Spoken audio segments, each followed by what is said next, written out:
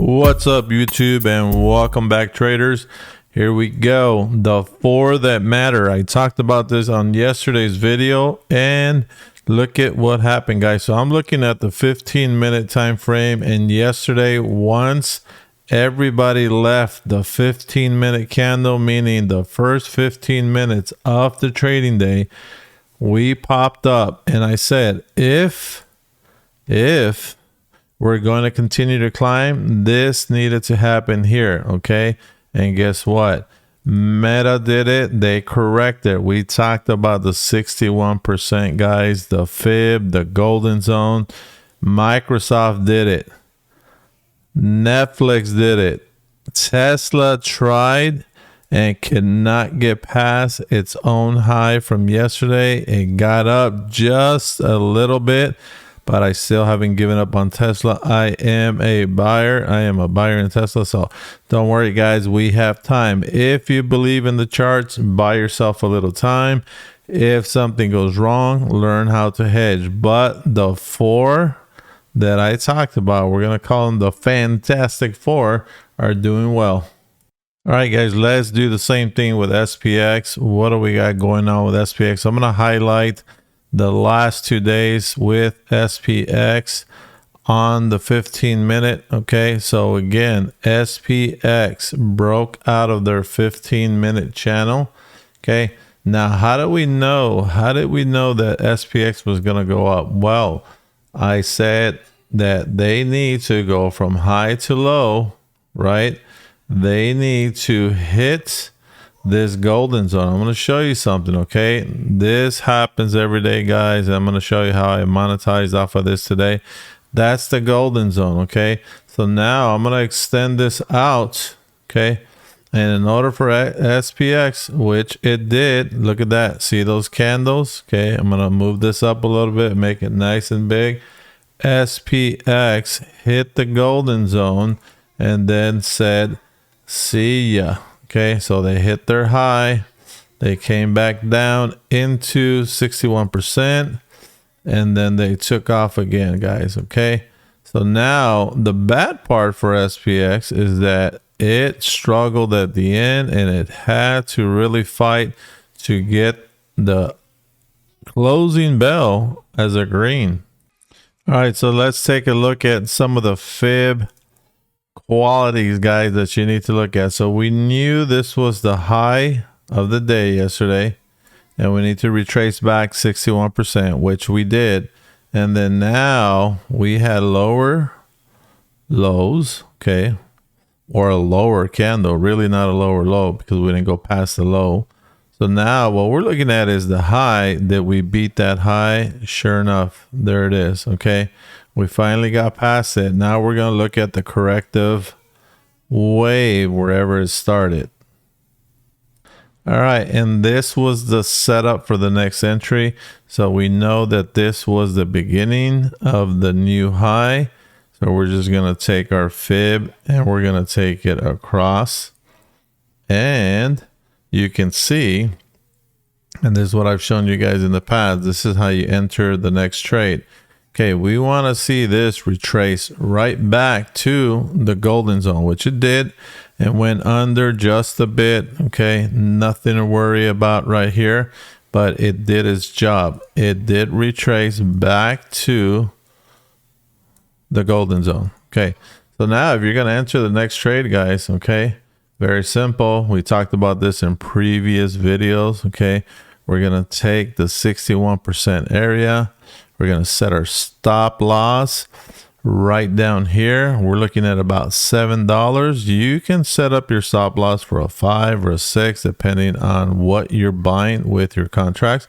But we know that's the fib. So I'm going to get rid of the fib.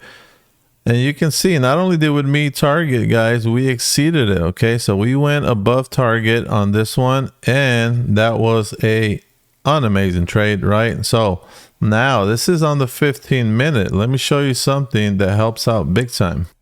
I just switched over to the 5-minute chart, and guess what we have, guys? Okay, this is a beauty. So one trade for you, okay? It's very easy if you're using the fib.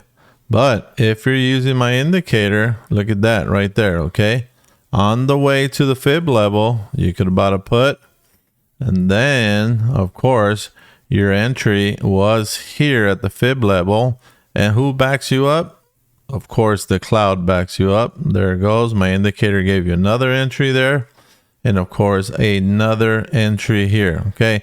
Now, if you're not used to playing SPX, guys, I'm going to recommend something for you. Okay. Go by yourself. Okay. And paper trade this first because you need to get good at it first. Okay. Go buy a 10 delta put or call. Okay. And watch what happens to those babies when you buy them. Okay. I had one that went up $300. Okay. If you guys don't believe me, I will show you my statements. I will call Thinkorswim and they will cut me a copy for you. All right. So look at those entries. And then of course we had one last entry in here. Not bad. Of course it fell and then they try to save it so they can say, hey, we closed green. What a great day. Whatever. But who cares about that? Who cares about the news, guys? Okay. These are your entries. This is how you should be playing SPY. This is how you should be playing SPX. They're both the same thing. One costs more because it's 10 times greater. Okay. So ask yourself, if I had an indicator that can help me with my entry and exit, is it worth $25 a month? Okay. Because if it's not, okay, let me know what is. Okay. Now, if you don't do well with this indicator the very first month, I will pay for your next month. As a matter of fact, I will pay for every month until you make more than $25 a month. Okay, another thing, guys, if you like indicators, look, this indicator comes with a magic moving average. Okay. As a matter of fact, we can add more moving averages if you're into moving averages. If you're into the line, guys, look, you got 1, 2, 3. Okay. Now here's another feature. You need additional clouds. I've got additional clouds for you guys, and you can change the color. See, this blue and white, you have the green and red. Guys, this indicator does a lot for you. You want to know if the trade is getting bearish or it's getting bullish. Okay, you have this with this indicator, guys. Don't you want to know if it's getting extra bearish on the way down or extra bullish on the way up? You need that in an indicator, guys. You have that here. Or maybe you just want a buy and sell signal. Check this out. This was a sell here. That was a buy there, sell and a buy. Just like we went over, guys, on the 5-minute. You can set this up, and I have an instructional video on your momentum, your taste, whatever you like, your trading strategy. If you look at my video, guys, you use my trading strategy.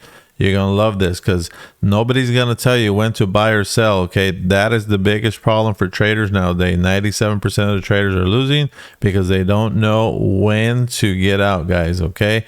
You need this indicator. Like I said, if it doesn't work for you guys, I got you. I'll pay for the next month. All right. Last but not least, let's go over Microsoft. This is something I caught today, guys. So you need to be very careful with what's going on with Microsoft.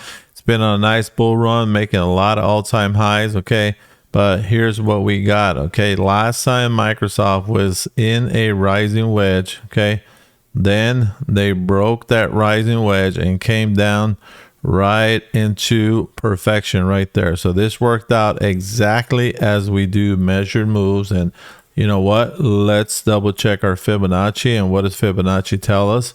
Oh yeah. Okay, you see, this is why I say charts don't lie. Look at that, the golden zone, right? So it made it back to the golden zone and then it took off to the top. All right, now let's take a look at the second ascending wedge or rising wedge, guys. Where does this end up? And look at that candle. Look at how close that candle got. I'm going to put this up here. We'll put it right under that candle. This is not working with me, but that's okay. All right, so we have our next fall coming up with Microsoft, guys. Okay, now let's fib this baby. Okay, so here we go. What did I tell you? The charts lie, guys. Look at that. Where are we going to end up? Right in the golden zone. If you don't know how to use the fib, you should know how to do rising wedges. I have that in my courses, guys. It's a free course. Click on the link below. Go check it out. Learn how to do this.